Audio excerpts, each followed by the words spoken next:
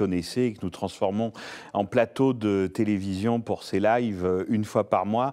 Alors là, la circonstance est spéciale. La grille a été bouleversée puisque le 19h, comme on dit dans notre jargon d'habitude, s'intitule « Retour sur nos enquêtes » et j'ai l'habitude d'interroger des confrères, des journalistes de la rédaction de Mediapart sur les enquêtes.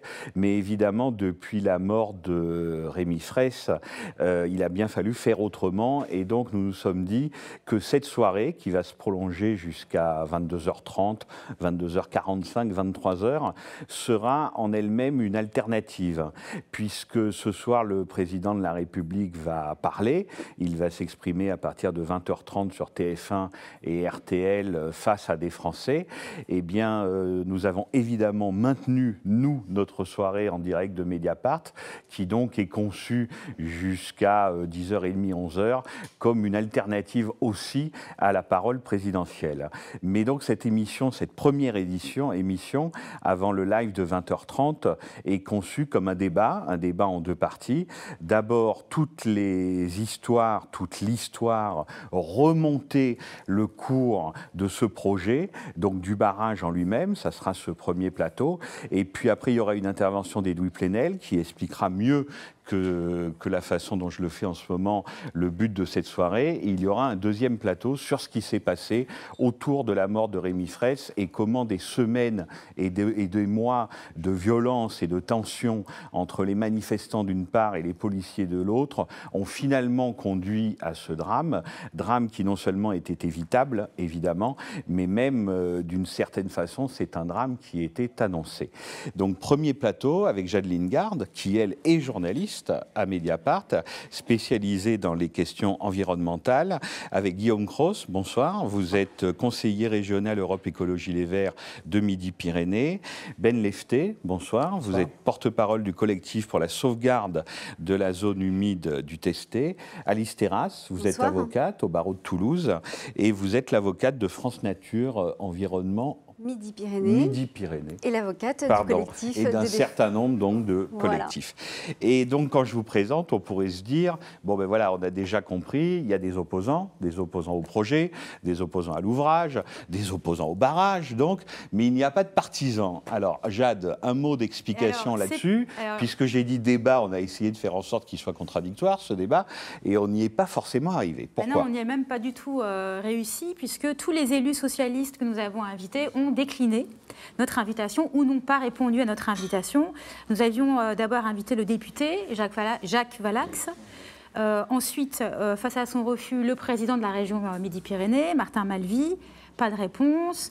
Nous avons invité le conseiller général et maire de Rabastens, Pierre Verdier, qui a eu un échange par messagerie interposée, mais pas de réponse non plus. Et enfin, Thierry Carsenac, qui est l'un des protagonistes principaux de cette affaire, président du conseil général, qui nous a fait savoir par le biais de sa direction de la communication, et je vous lis le message qu'il nous a envoyé, Thierry Carsenac est silencieux depuis une semaine, il ne veut pas s'exprimer, c'est comme ça. Il ne veut pas en rajouter, la communication des uns et des autres est assez brouillée.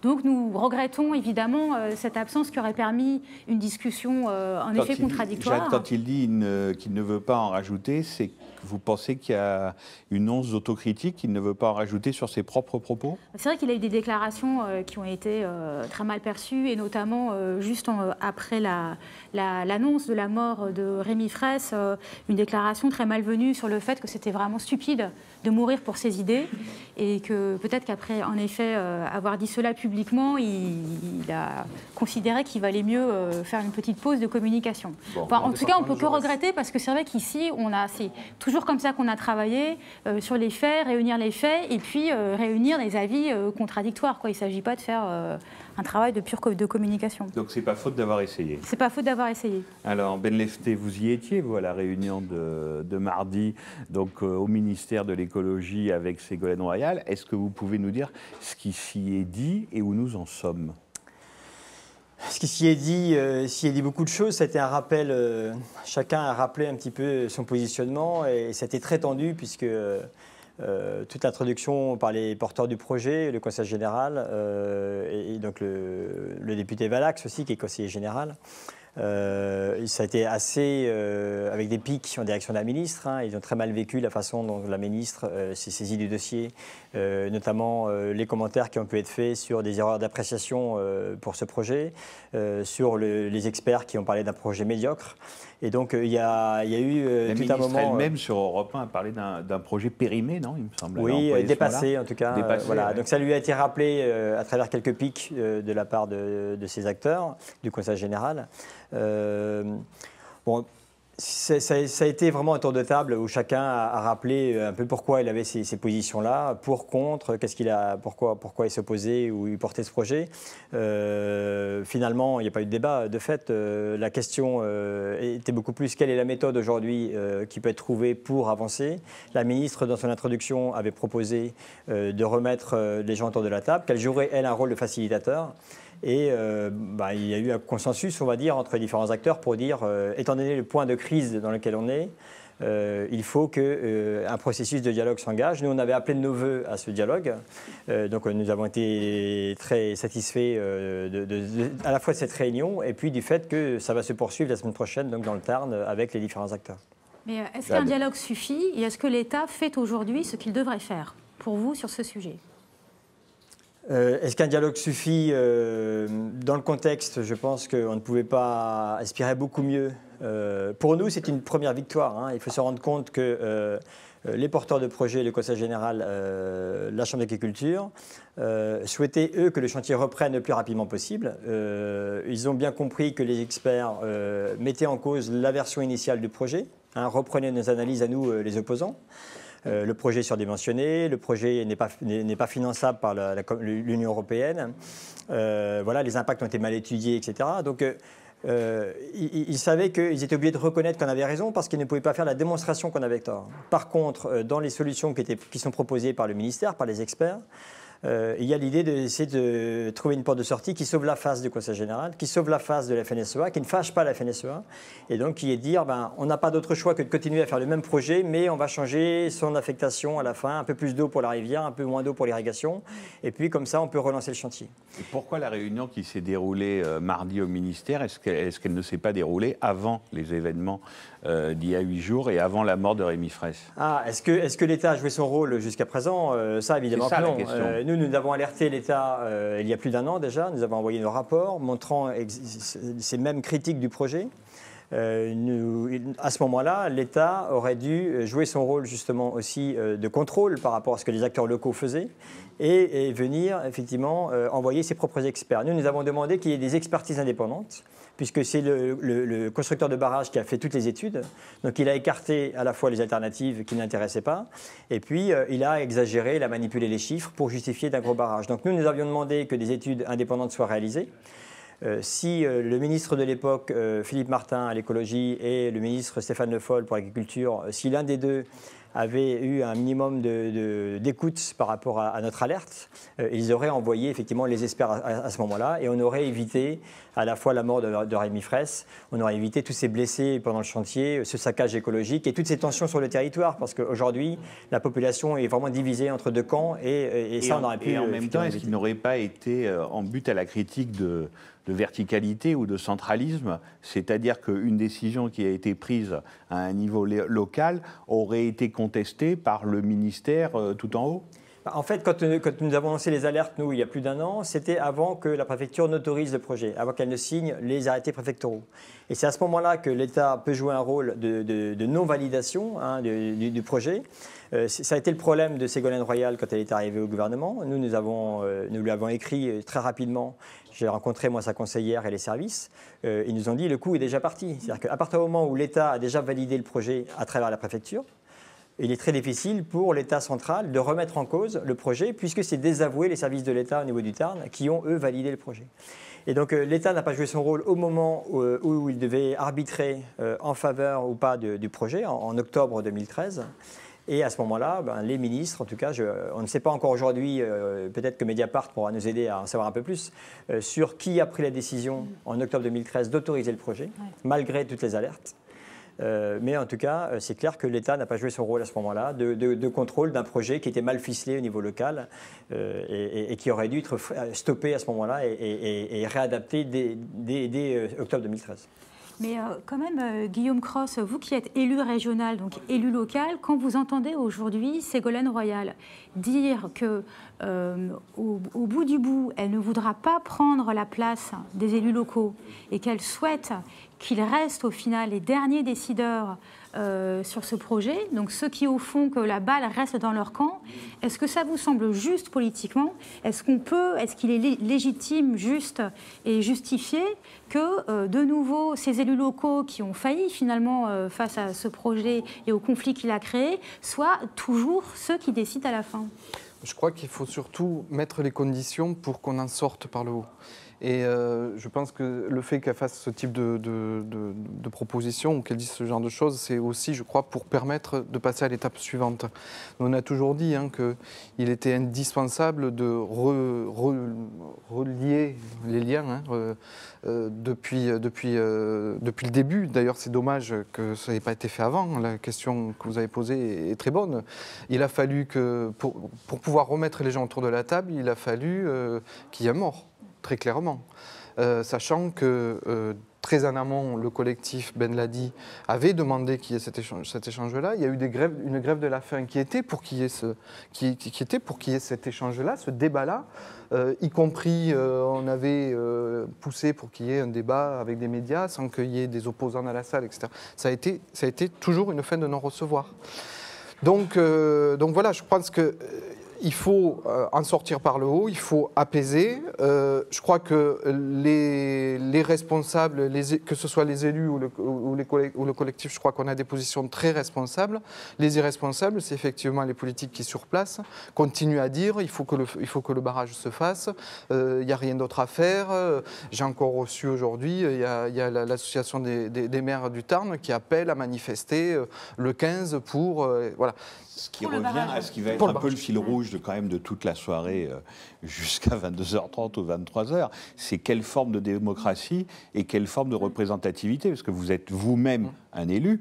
Or, tous les élus, je crois à l'exception de 2, avaient voté pour le barrage au Conseil général. Donc là, évidemment, je me fais l'avocat du diable, mais on peut vous dire, voilà, démocratie, élus, échelon local, tout a été discuté. Ces gens ne sont pas arrivés tout seuls, ce sont des représentants des citoyens.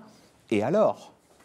Oui, mais ça, c'est effectivement ce que l'on nous sort depuis le début. C'est sur la question, tout a été fait dans la légalité jusqu'à maintenant, même si on a quand même un certain nombre de doutes.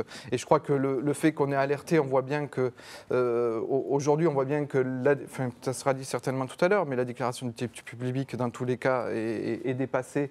Les experts eux-mêmes le disent.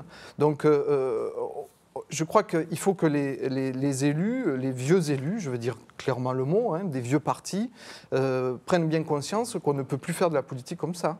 Ce n'est pas parce qu'on est élu à un moment qu'on ne doit pas aller voir ce que disent les citoyens d'ici l'élection suivante. Il faut, pour passer je crois avoir entendu, c'est peut-être même ici à Mediapart que ça a été dit, mais pour passer de la légalité à la légitimité, il faut en passer par effectivement la prise en compte de ce que expriment les citoyens. Et c'est vrai que dans ce dossier-là, mais comme dans plein d'autres en France, on le voit maintenant, l'expertise citoyenne n'est pas du tout prise en compte. Et pourtant, il y a un vrai travail qui est fait. Il faut que ce soit écouté. Et là, ça a été une fin de non-recevoir. C'est une forme, moi je crois qu'il faut... C'est une forme d'autoritarisme, en fait, de dire clairement, j'ai le pouvoir, j'impose mes trucs. Dans le programme de Carcenac aux dernières cantonales, il n'y avait pas « je vais faire le barrage de Sivens », à moins que tu me dises le président du Conseil général. À moins que tu me dises le contraire, Ben. Par contre, chez les écologistes, il y avait effectivement, il ne faut pas faire le barrage. Avant d'en venir à la discussion sur la déclaration d'utilité publique avec Alice Terrasse, parce que c'est quand même extrêmement intéressant, mais vu ce que vous venez de dire, Guillaume, je propose qu'on écoute maintenant un extrait vidéo qui est bref, qui est une intervention de Cécile Duflot. Cette semaine, en début de semaine, à l'Assemblée nationale, mardi, et je laisse la vidéo se dérouler et je vous demanderai ensuite de réagir si vous le voulez bien. La vidéo. On n'a pas le son. Juste, j'ai proposé à mon neveu qui est à Paris là, de venir ici à cette soirée. Sur la politique à mener en matière d'écologie, mais je suis persuadée qu'ici, tous les membres de cette Assemblée déplorent la mort injuste de Rémi Fraisse. Le groupe Écologie souhaite donc consacrer une minute de cette question à une minute de silence pour dire combien nous sommes touchés par la mort de ce jeune manifestant qui ne faisait que défendre la nature. Madame Duflot, il est de tradition dans notre hémicycle de saluer par une minute de silence les décès survenus parmi nos forces armées ou parmi les otages. Donc je vous demande de poursuivre votre question.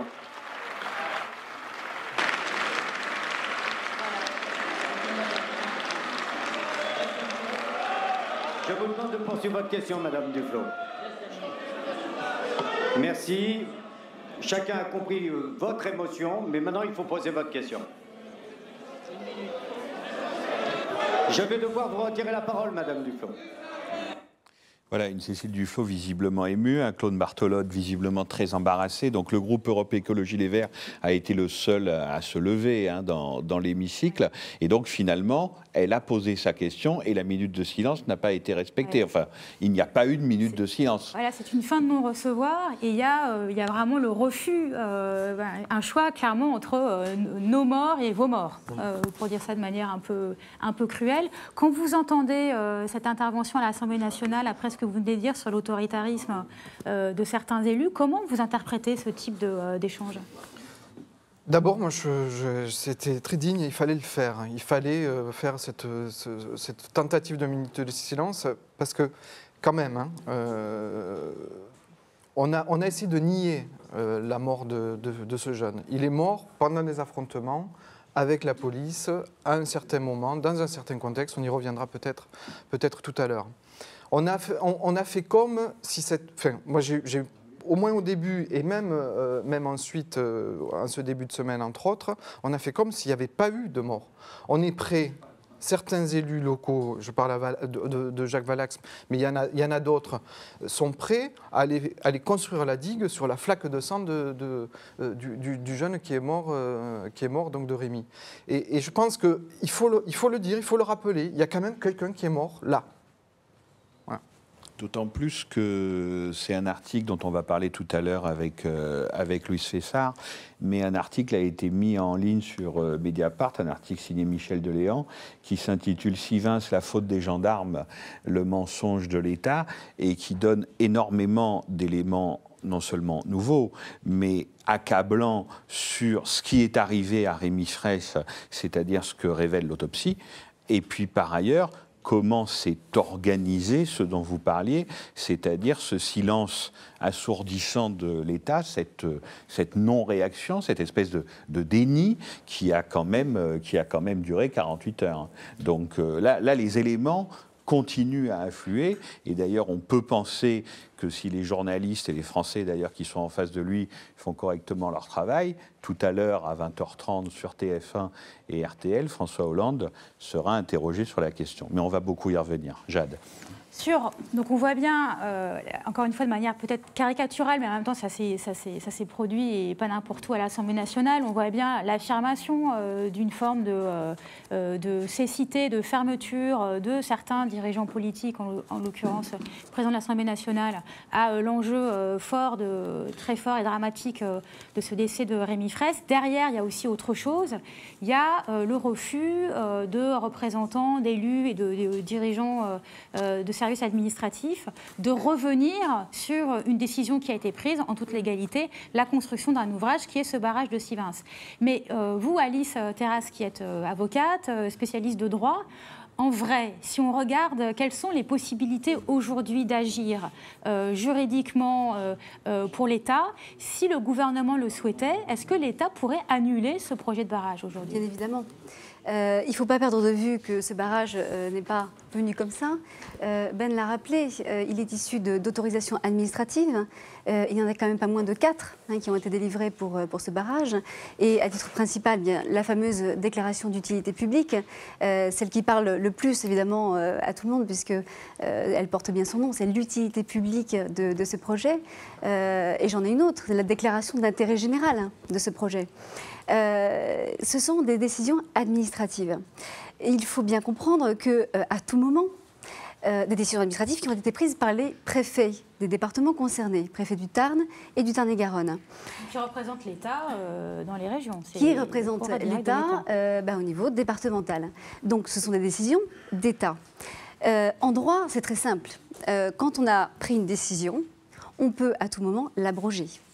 Voilà. On y met fin pour l'avenir, pour diverses raisons. Et je crois qu'aujourd'hui, l'État a 1000 raisons d'abroger son projet. Et j'irai même plus loin. Je dirais même véritablement comment pourrait faire l'État aujourd'hui avec ce projet sans abroger les décisions qu'il a prises. À mon sens, c'est impossible. D'ailleurs, quand j'ai lu le rapport des experts, je me suis interrogée tout de suite, puisque ces experts sont très clairs. Ils nous disent en substance que les études d'impact sont insatisfaisantes, que les mesures correctives et compensatoires sont inadaptées, inappropriées et insuffisantes, que le maître d'ouvrage, la compagnie d'aménagement des coteaux de Gascogne, n'a pas étudié les solutions alternatives. C'est quand même important, les solutions alternatives du projet. Que le dossier n'a pas les financements assurés. Alors ça, c'est extraordinaire. On n'est pas sûr. Par l'État et par l'Union européenne. Les fonds FEDER, les fameux fonds FEDER, des fonds européens, qui aujourd'hui ne seraient pas attribués, ne seraient pas admis, parce que le projet tel qu'il est présenté aujourd'hui ne rentrerait pas dans les conditions d'admission de ces fonds. Ce projet a été réalisé sur des calculs erronés, sur la base d'un plan de gestion d'étiage qui est obsolète. Enfin, nous avons 1000 arguments aujourd'hui. Et en même temps, puisqu'ils ne sont pas là malgré nos efforts, on entend dans les médias, sur les radios, à la télé, etc., des agriculteurs concernés avec les fermes qui sont là, qui disent « mais qu'est-ce que c'est que cette histoire ?» Je vais le dire de façon caricaturale. Nous, on veut notre barrage. Oui. Et ces gens, est-ce que quelqu'un est capable de leur dire « non, vous n'êtes pas dans votre bon droit ?» Mais oui, c'est... Non, mais... Je vous laisse répondre, mais il faut poser la question. Ce que disent les agriculteurs, c'est nous, on veut notre eau. Hein. Eux, ce qu'ils veulent, c'est de l'eau. Que l'eau vienne du barrage de Sivins 3 fois trop grand, ou que l'eau vienne d'un barrage plus petit, en amont, en aval, qui viennent de petites réserves sur leur ferme. Alors, les réserves sur leur ferme, en général, ils ne veulent pas forcément parce qu'ils perdent des terres agricoles. Hein. Donc, ils préfèrent que ce soit la collectivité qui sacrifie des terres, qui exproprie les gens, mais pas sur leur ferme. Mais la question, c'est comment est-ce qu'ils peuvent avoir accès à l'eau ? Et derrière de l'accès à l'eau, c'est surtout ce qu'ils veulent, eux, c'est des revenus agricoles stables, rémunérateurs.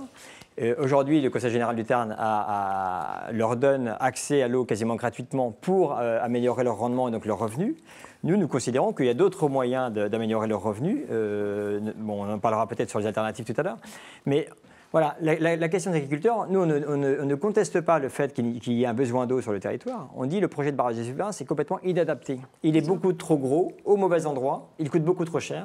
Et certains agriculteurs qui sont avec nous, et y compris des agriculteurs qui portaient le barrage, on a eu un conseiller général il y a un an. Est-ce qu'il n'y en a pas mieux qui ont changé d'avis ? Si, il y avait un conseiller général il y a un an qui est lui-même agriculteur, qui est venu dans notre débat public et qui a dit « mais moi, j'ai voté pour le barrage quand j'étais au conseil général il y a, je sais pas, 5 ou 10 ans. Aujourd'hui, je trouve qu'il ne faut plus le faire, ça coûte beaucoup trop cher, ce serait beaucoup plus pertinent de faire plusieurs petits barrages sur le bassin ou bien des réserves sur les fermes. C'est du simple bon sens.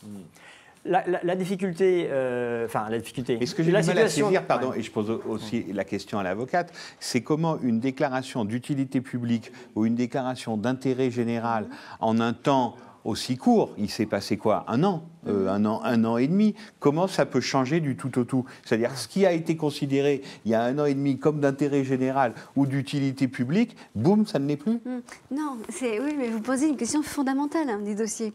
C'est évidemment qu'au moment où les préfets ont pris les arrêtés, ils considéraient, eux, personnellement, au vu du dossier qui leur avait été remis par le maître d'ouvrage que le dossier était d'intérêt général et d'intérêt public, d'utilité publique. Aujourd'hui, on sait que ça ne l'est pas. Les experts sont très clairs à ce titre. Donc, ce n'est pas en l'espace d'un an, c'est pas ça. C'est qu'à l'époque, on avait un dossier erroné. Peut-on parler de fraude? Je ne sais pas encore. Mais en tout cas, il est certain qu'on avait un dossier qui n'était pas bon, qui n'était pas bien ficelé. Les besoins étaient mal calculés. On nous parlait de 81 exploitations. On est aujourd'hui à 30 exploitations, tout au mieux 40. Moins de la moitié de bénéficiaires. C'est quand même... Et c'est là où vous posez une question fondamentale. Et c'est là où Madame Ségolène Royal, d'ailleurs tout à fait, je pense, dans une bonne volonté, et ça part certainement d'un très bon sentiment que de vouloir mettre tout le monde autour de la table et de trouver une solution alternative pour tout le monde, mais raisonnablement. En droit, comment va-t-elle faire? Comment va-t-elle faire? Le dossier, le projet, comme disait Ben, surdimensionné. Comment va-t-on faire aujourd'hui pour faire du neuf avec du vieux? Je ne sais pas. En droit, c'est pas possible. Le droit, c'est strict. Le droit, c'est pénible, c'est rigoureux et c'est contraignant. On a une DUP sur la base d'un dossier erroné. Une déclaration d'utilité publique. Oui, pardon. Une déclaration d'utilité publique sur la base d'un dossier erroné. On parlera après d'autres choses. Comment peut-on faire aujourd'hui pour le sous-dimensionner, pour le réduire, avec la même base juridique? Je vous réponds en droit, ce n'est pas possible.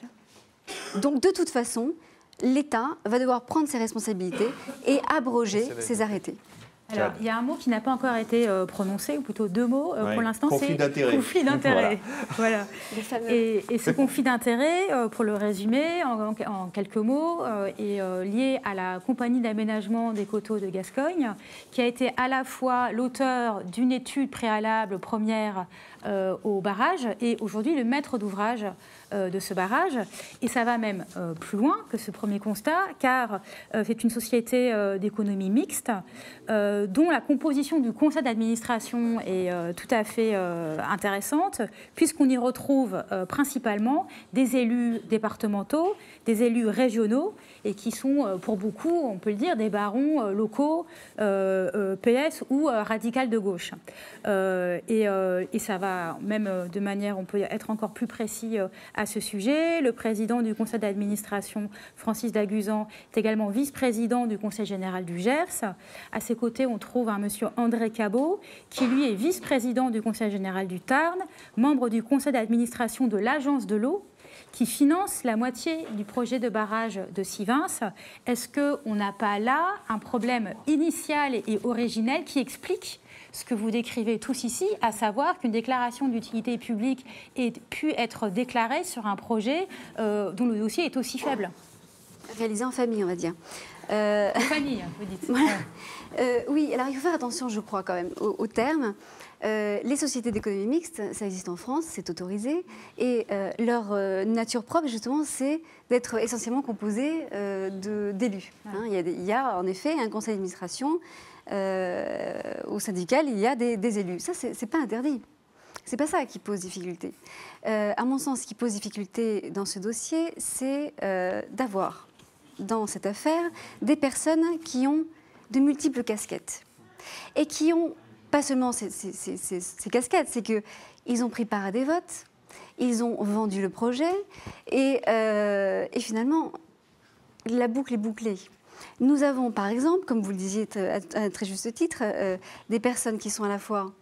Alors il y a un vice-président du Conseil général du Tarn, dont je rappelle qu'il est le maître d'ouvrage, hein, officiel, qui est à la fois administrateur à la compagnie d'aménagement des coteaux de Gascogne, qui est l'aménageur, et qui est à la fois président de la commission d'intervention à l'agence de l'eau, qui est un partenaire financier à hauteur de 50% de l'ouvrage.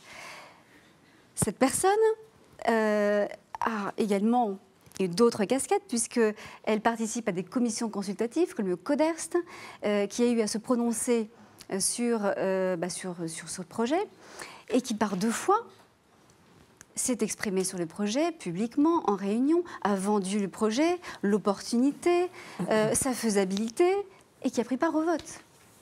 Voilà, là, oui. Là, il y a des questions en droit qui se posent très sérieusement sur la manière dont ce projet a été fomenté. C'est légal, par exemple? Ce système-là, c'est moi, légal je ne suis pas juge. Je suis pas juge, je suis juste avocat. Et je pose des questions.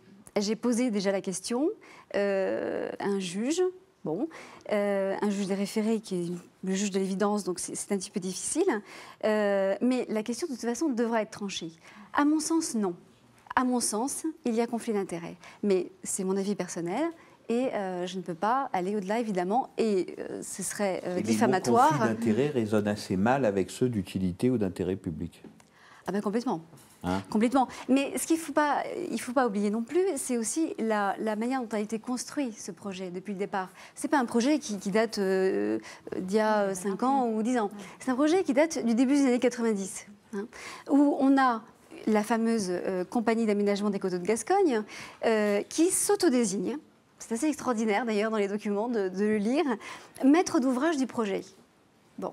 Elle réalise une étude de faisabilité, sans mise en concurrence de quoi que ce soit. Elle nous réalise une étude de faisabilité qu'elle va ensuite proposer aux élus en disant, écoutez, voilà, il faut faire le barrage de Sivins. Je le fais un peu grossier, mais c'est un petit peu ça. Cette étude de faisabilité va servir d'élaboration au fameux plan de gestion d'étiage qui a été adopté en 2004. Ce plan de gestion d'étiage qui sert aujourd'hui de justificatif au projet. D'accord ? Ce projet, fondamental, oui. Voilà, c'est fondamental. C'est de là que tout part. Parce qu'aujourd'hui, les porteurs du projet disent non, mais notre projet, il est compatible avec le PGE de 2004. Ce fameux PGE qui repose sur des études réalisées par la CSCG sans mise en concurrence. C'est vraiment, la boucle est bouclée. Attendez, c'est pas terminé. La boucle n'est pas complètement bouclée à ce niveau-là.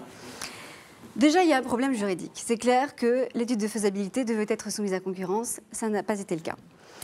2007. Enfin, le Conseil général endosse la casquette de maître d'ouvrage, ce qui n'était pas le cas jusqu'à présent, puisqu'il était désigné par la CSCG elle-même comme partenaire financier. Les mots sont importants. 2007, le Conseil général du Tarn dit d'accord, je suis maître d'ouvrage. Je fais une consultation de type négocié. Ce n'est pas soumis au Code des marchés publics, je tiens à le préciser. Et je désigne mon concessionnaire, la CACG. La CACG qui va officiellement et juridiquement, du coup, devenir maître d'ouvrage du projet. Elle va réaliser les études d'actualisation du projet dont on sait aujourd'hui qu'elles sont erronées. Elle va solliciter les autorisations, elle va chercher les financements, elle va obtenir les autorisations, faire l'acquisition des terrains. Parce qu'aujourd'hui, il faut comprendre que le terrain qui a été saccagé par la CACG lui appartient entièrement. Saccagé, ça veut dire déboisé. Oui, mais pas seulement. Ça a été saccagé quand même. Ça a été saccagé. Moi, je suis allée sur le terrain. Enfin, ça, c'est plus la juriste qui parle, c'est la citoyenne. Ça a été vraiment saccagé. C'est un travail de... Bon, bref. En tout cas, il n'en demeure pas moins que le barrage, enfin, les terrains d'emprise appartiennent à la CACG. Mais là où j'irai plus loin, c'est que ce contrat de concession d'aménagement qui a été signé prévoit également que la CACG sera gestionnaire. Et là, la boucle est bouclée. Elle est celle qui réalise les études préalables, qui dit il faut faire le projet. Elle est celle qui va devenir maître d'ouvrage officiel et c'est celle qui, in fine, va gérer l'ouvrage. Juge est parti. Comment voulez-vous, dans ces conditions, que finalement une personne qui soit seule maître à bord ait des comptes à rendre sur la crédibilité des études, etc. Je suis seule maître à bord. Je fais mes études, je les ponds, je crée mon besoin. Et moi, CACG, je vends de l'eau. Je vends de l'eau brute. Je me crée mon emploi. C'est dur à entendre, mais c'est ça. D'où est sorti le besoin? Qui a demandé? Aujourd'hui, les agriculteurs nous disent « mais oui, mais nous, on a besoin d'eau ». Mais en 90, d'où est venu ce besoin réel? Moi, j'attends de voir des pièces au terme desquelles on voit des demandes effectives des usagers, des exploitants qui demandent en effet d'avoir besoin d'eau. On a besoin d'eau. Non, moi, j'ai pas ça. Voilà. Guillaume Cros. Oui, je crois que dans ce qui vient d'être dit, c'est très clair. Et c'est un des nœuds du problème et c'est une des choses qui fait qu'on se retrouve dans ce type de situation dans plein d'autres endroits. Cette confusion entre les gens qui font des études et qui construisent derrière, inévitablement, ils vont faire une étude qui va faire qu'ils vont se faire le plus d'argent en construisant derrière. Et dans les perspectives que nous, on souhaite donner aussi, parce qu'il y aura... Sur plein de choses, il y aura un avant et un après Sivens. Sur les histoires de violences policières, il y aura un avant et un après Sivens. Sur l'utilisation des flashballs, des machins, il y aura un avant et un après Sivens. Sur la démocratie, la mise en place de la démocratie, il y aura un avant, j'en suis persuadé. Et là aussi, il faut qu'il y ait un avant et un après Sivens. C'est-à-dire, je crois que Ben le dit très bien, et peut-être le développera aussi, il faut que ce ne soit pas les mêmes personnes qui fassent les études et qui derrière le construisent. Et là, je crois que le politique va proposer, et nous on va proposer justement de travailler très clairement sur une loi qui permette de réduire le temps d'instruction, qui permette justement d'interdire le fait que l'étude et le constructeur soient les mêmes. Là on peut donner des perspectives. Ouais. Ce que vous proposez, parce que c'est quand même une proposition de sortie un peu systémique, c'est carrément de revoir la manière dont les déclarations d'utilité publique sont élaborées, c'est ça? Je crois que c'est indispensable. C'est ce que disait José Bové aussi, il me semble. C'est ce que disait José Bové. Je crois que c'est fondamental sur ce dossier-là, parce que c'est des choses que l'on retrouve dans d'autres endroits, y compris dans le Tarn. Dans le Tarn, il y a un barrage qui s'appelle le barrage de Fourogue, qui a été construit, où il y a eu des actions en justice, y compris des actions qui ont été... où il y a eu des décisions... Construit en 98 et déclaration d'utilité publique annulée en 2005. Mais il n'empêche qu'entre-temps, il y a eu des recours qui ont été jugés, qui n'ont jamais été appliqués. Et effectivement, le barrage a été construit et la déclaration d'utilité publique a été jugée comme enfin, elle n'était pas bonne et elle a été jugée illégale. Là c'est encore plus fort dans le cas de Fourogue, puisque effectivement le tribunal demande de surseoir aux travaux. Hein. Donc normalement la CCG ne peut plus continuer à faire le chantier. C'est la CCG aussi, bien sûr. C'est la CCG, la même, cette fameuse compagnie. C'est la même société. Donc le tribunal lui demande d'arrêter les travaux, décision de tribunal. Ça n'est pas appliqué. L'association qui obtient cette décision de tribunal. C'est le Conseil général qui est toujours maître d'ouvrage. Oui, le partenaire, c'est le Conseil général. On a les mêmes acteurs. Et donc, les associations gagnent au tribunal. La CCG ne peut plus continuer le chantier. Elle continue quand même. Rien ne se passe. L'association demande au procureur, etc. Il y a des interventions. Rien ne se passe. Et donc, la CCG continue son chantier jusqu'au bout. C'est jugé au fond par la suite, effectivement, le tribunal annule la déclaration d'utilité publique et d'intérêt général jusqu'à aujourd'hui. Hein, c'est quand on se retrouve dans une situation où 17 ans plus tard, le barrage est toujours illégal et le Conseil général du Tarn veut l'année prochaine refaire une enquête d'utilité publique. Une enquête publique pour lui redonner un statut d'intérêt général. Donc nous, c'est pour éviter justement, enfin, quand vous avez ce genre de situation, ce genre d'exemple, où il y a eu un passage en force à la fois de la CCG et du Conseil général, et que vous avez 17 ans plus tard un nouveau barrage qui est en construction, où on a le même contexte, hein, les mêmes opérateurs avec des études bidonnées, etc., il est normal que les citoyens, eux, jouent leur rôle d'alerte et disent aux élus, écoutez, nous, les études sur lesquelles vous avez voté, nous, on les a analysées. Ce sont des études complètement manipulées par la CCG. On vous le démontre par A plus B et on vous demande, du coup, de suspendre ce chantier. Et c'est là où on n'a pas été écouté et c'est là où les élus, je pense, sont irresponsables dans leur vote. Et qui ne peuvent pas dire, écoutez, moi j'ai été élu, j'ai carte blanche pendant toute la durée de mon mandat, et vous les citoyens, vous n'avez plus qu'à voter différemment la prochaine fois. J'entends bien, mais pour conclure ce premier débat, avant de parler de l'enchaînement qui a conduit à la mort de Rémi Fraisse, des violences policières, de l'attitude des forces de l'ordre sur le terrain, on a envie de vous poser une question, c'est vraiment sur la puissance publique.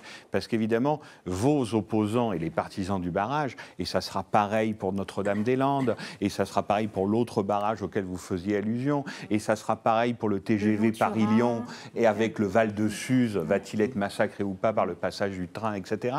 C'est finalement la puissance régalienne. Est-ce qu'un État, qui après tout normalement est dépositaire de ses citoyens, peut encore imaginer des constructions de cette ampleur, des infrastructures de cette ampleur, sans se heurter à une contestation où il finira par dire « mais voilà, on ne peut plus rien faire ». on ne peut plus continuer l'une TGV, on ne peut plus envisager un aéroport, on ne peut plus envisager un barrage. La question qui est posée, la situation telle qu'elle est aujourd'hui, c'est une perte de confiance. C'est-à-dire que les citoyens n'ont plus confiance dans l'État pour défendre l'intérêt général. Il y a tellement d'exemples, on va dire d'erreurs d'appréciation, comme dit Ségolène Royal. Je pense qu'elle parle de l'État également. C'est-à-dire que l'État a validé un dossier, c'est une erreur d'appréciation de l'État. Et le président du Conseil général lui a rappelé mardi en réunion, lui a renvoyé la balle. On va dire au minimum, c'est de l'erreur d'appréciation des services de l'État. Au pire, on est plutôt dans le conflit d'intérêts, la corruption, la magouille, etc. Et donc, selon les cas. Et donc aujourd'hui, des citoyens sont bien lucides par rapport à ça. Il y a tellement d'affaires, de scandales qui éclatent, etc.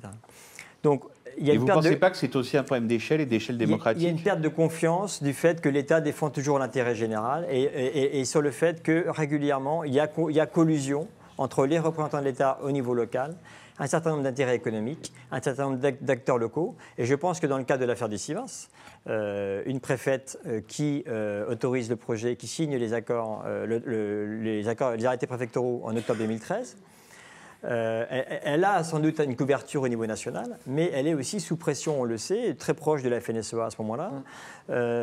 Nous, il n'y a aucune écoute. C'est-à-dire que nous, les associations de citoyens, elle a toujours refusé de nous rencontrer et même de répondre à nos courriers.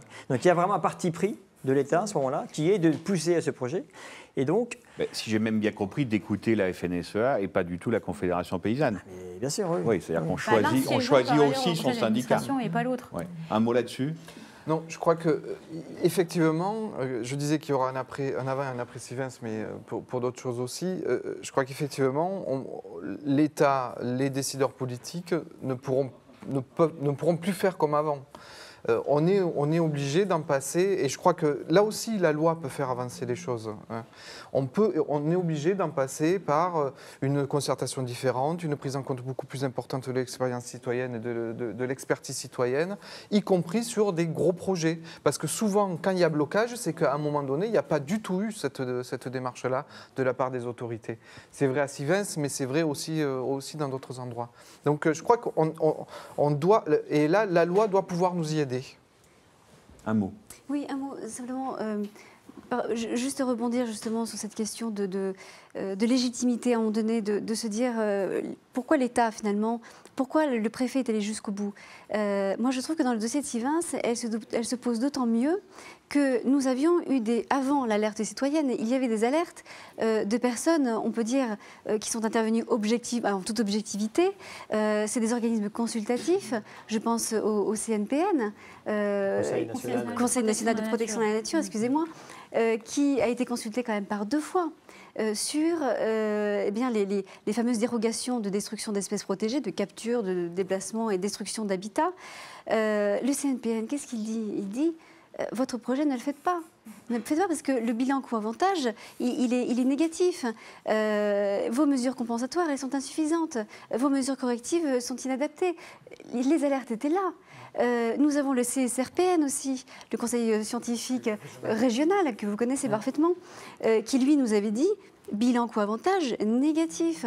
Les mesures compensatoires ne viendront jamais compenser effectivement les pertes d'habitat. Et ce que vous nous proposez en termes d'utilité publique du projet ne répond absolument pas aux impacts environnementaux. J'en terminerai également par l'ONEMA, l'Office national de l'eau et des milieux aquatiques, qui est quand même, alors c'est même plus un organisme consultatif, c'est carrément l'organisme de référence en matière de surveillance et de contrôle de la qualité des eaux, qui nous dit avis défavorable. Un service de l'État. C'est un service de l'État. Oui, non, mais c'est d'autant plus intéressant que c'est un service de l'État consulté sur ce projet qui dit l'étude d'impact est insuffisante, vous n'étudiez pas correctement les impacts en aval, l'impact sur la zone humide est beaucoup trop important, l'impact sur la faune, etc., etc. Avis défavorable. Donc, oui, bien sûr, la procédure a été suivie, etc. Mais là, dans ce dossier Sivens, il y avait quand même d'autres alertes. Il n'y a pas que des zadistes. Il y a aussi des scientifiques, il y a des personnes compétentes qui rendent des avis objectifs. Merci beaucoup à tous les quatre pour ce débat donc, sur l'utilité du barrage de Sivens.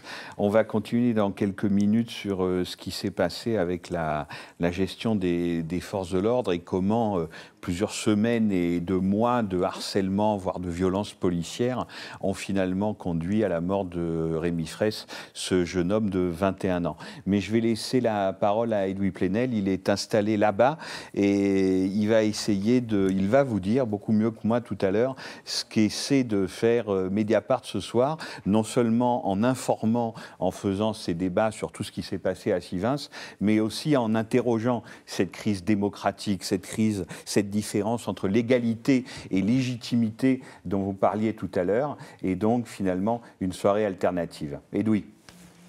Bonsoir à tous. Vous êtes là devant Mediapart, ça veut dire que vous n'êtes pas passif, le virtuel c'est du réel, vous vous engagez quelque part comme des citoyens. Eh bien oui, on a voulu faire ce soir la démonstration qu'il y avait toujours des alternatives. Et d'abord une alternative à TF1 et RTL, puisque vous n'avez pas besoin de regarder François Hollande, on va vous faire le résumé régulièrement de ce qu'il aura dit, et vous vivrez ici ce qu'invente la société. Oui, parce qu'il y a quelque chose de beaucoup plus terrible que d'être en désaccord avec une politique. C'est d'entendre qu'il n'y a pas de débat sur une politique, qu'il n'y a pas d'alternative. C'est d'entendre cet interdit qui est né depuis la terrible Madame Thatcher, l'adversaire du mouvement ouvrier, du mouvement populaire, qui le qualifiait en Grande-Bretagne d'ennemi intérieur et qui disait « there is no alternative ». Non, il y a toujours des alternatives. C'est pour ça qu'on avait voulu faire, pour ce mi-mandat de François Hollande, au milieu de ce quinquennat, faire cette soirée sur les alternatives, les mettre en scène, les faire débattre, les faire se rencontrer et la maintenir face à la parente grosse machine de TF1 et de RTL, contre cet interdit, contre cette violence symbolique. Et puis est arrivé le drame, et maintenant pourrait-on dire le scandale de Sivens. Et le lien nous a paru évident, d'où le fait que nous avons bousculé tout cela avec un premier débat qui va continuer autour de l'affaire de Sivens et de la mort de Rémi Fraisse. Le lien qui est apparu évident à l'équipe de Mediapart qui tout de suite, dans la diversité des compétences, s'est mobilisée sur ce dossier. Parce que tout de suite, nous nous sommes dit, ce n'est pas un fait divers. On ne peut pas considérer que la mort d'un jeune manifestant pacifiste, amoureux des fleurs, botaniste, soit un fait divers en démocratie. Et il y a des règles, d'une chaîne de commandement, des ordres. Il y a toute une réalité qui est révélée par cette mort.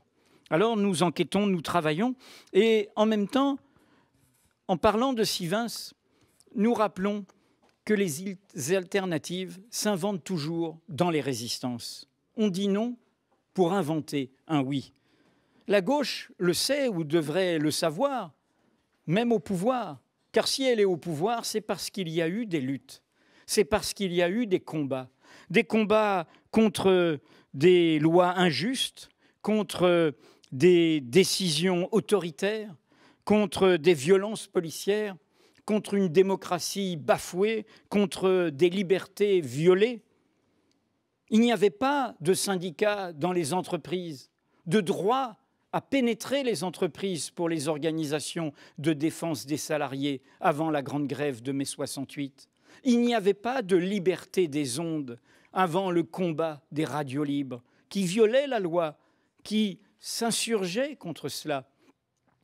Et dans ces combats, les combats sur le territoire, comme à Sivens, comme à Notre-Dame-des-Landes, sont des combats très importants, parce que ce sont des combats qui font lien entre des conditions différentes, des métiers différents, des générations différentes, des emplois différents, des traditions différentes. On se retrouve zone à défendre, c'est ça, zadiste.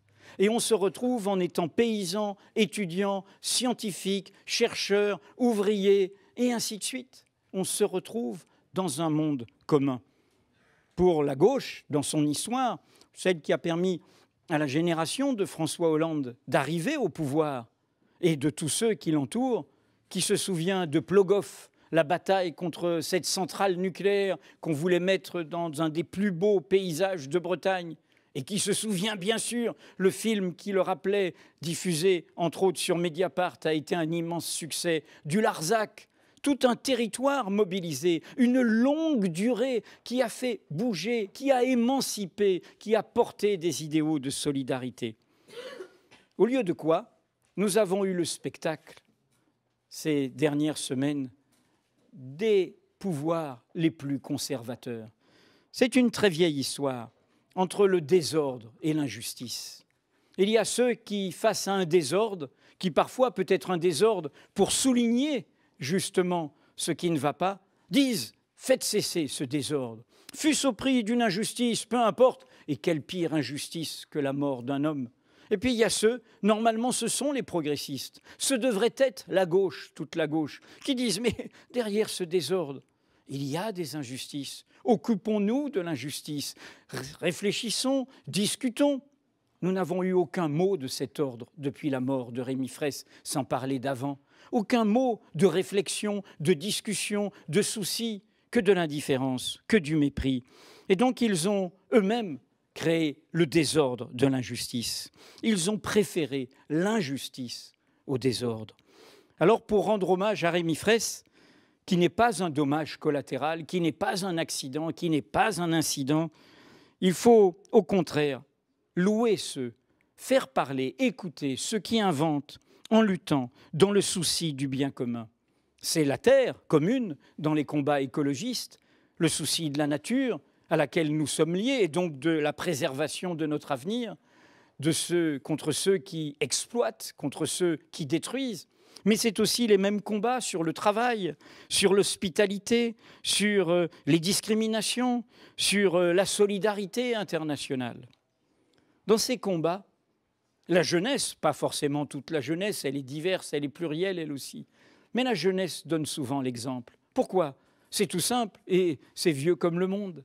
Elle n'a pas le poids des âges, elle n'a pas le poids des intérêts, elle n'a pas la lourdeur des responsabilités. Et donc, elle a l'audace, le courage, la sensibilité qui l'amène à répondre à ces injustices, à protester, à se lever. Libérer notre société qui est si dépressive, mais la dépression vient d'en haut, on nous saisit de la peur, des haines, etc.